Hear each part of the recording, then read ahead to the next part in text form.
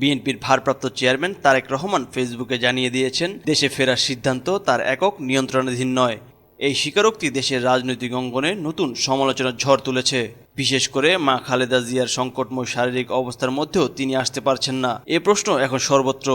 শনিবার সকালে বিএনপির পক্ষ থেকে দেওয়া এক বিবৃতিতে জানানো হয়, তারেক রহমানের মায়ের স্নেহস্পর্শ পাওয়ার তীব্র আকাঙ্ক্ষা থাকলেও জটিল রাজনৈতিক বাস্তবতার কারণে সিদ্ধান্ত নেওয়ার পূর্ণ স্বাধীনতা তার নেই। একই স্ট্যাটাস তারেক রহমান নিজের ভেরিফাইড ফেসবুক পেজও শেয়ার করেছেন।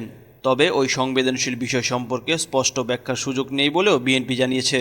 এর আগে অন্তর্বর্তীকালীন সরকারের প্রধান উপদেষ্টার প্রেস সচিব শফিকুল আলম মন্তব্য করেন, তারেক রহমানের দেশে ফেরায় সরকারের কোনো আপত্তি বা নিষেধাজ্ঞা নেই। কিন্তু বিএনপি মহাসচিব মির্জা ফখরুল ইসলাম আলমগীর বলেন, তারেক রহমানের স্ট্যাটাসেই সব ব্যাখ্যা রয়েছে। আইনগত বাধা বা নিরাপত্তা ঝুঁকি দুটোই নেই বলে দলীয় সূত্র নিশ্চিত করেছে। আওয়ামী লীগ আমলের সব মামলা থেকে মিস্টার রহমান ও তার স্ত্রী জুবাইদা রহমান অব্যাহতি পেয়েছেন।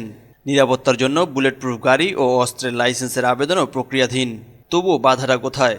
দলের ভেতরের কিছু সূত্র বলছে, কয়েকটি প্রভাবশালী দেশের অঘোষিত অনীহা মিস্টার রহমানের ফেরার পথে অদৃশ্য প্রভাব ফেলছে। কোন দেশ এবং কেন তা নিশ্চিতভাবে জানা যায়নি। বিশ্লেষকদের মতে বাংলাদেশের রাজনৈতিক বাস্তবতা এখনও ব্যাপকভাবে যুক্তরাষ্ট্র ও ভারতের নীতি নির্ভর। 2007 সালে সামরিক সমর্থিত তত্ত্বাবধায়ক সরকারের সময় রাজনৈতিক সমঝোতা, সম্ভাব্য মুচলেখা এবং -2 তত্ত্ব এসবও আলোচনা এসেছে। অনেকে মনে করছেন বর্তমান অনিশ্চয়তা সেই পুরনো সমীকরণেরই নতুন রূপ। তবুও বিএনপির শীর্ষ নেতারা ইঙ্গিত দিচ্ছেন, ত্রয়োদশ জাতীয় সংসদ নির্বাচনের তফসিল ঘোষণা হলেই দেশে ফিরবেন তারেক রহমান এবং তিনি নেতৃত্ব দেবেন দলের নির্বাচনী লড়াইকে।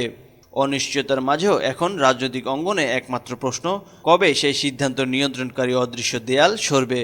ডেস্ক রিপোর্ট, চেষ্টা টিভি।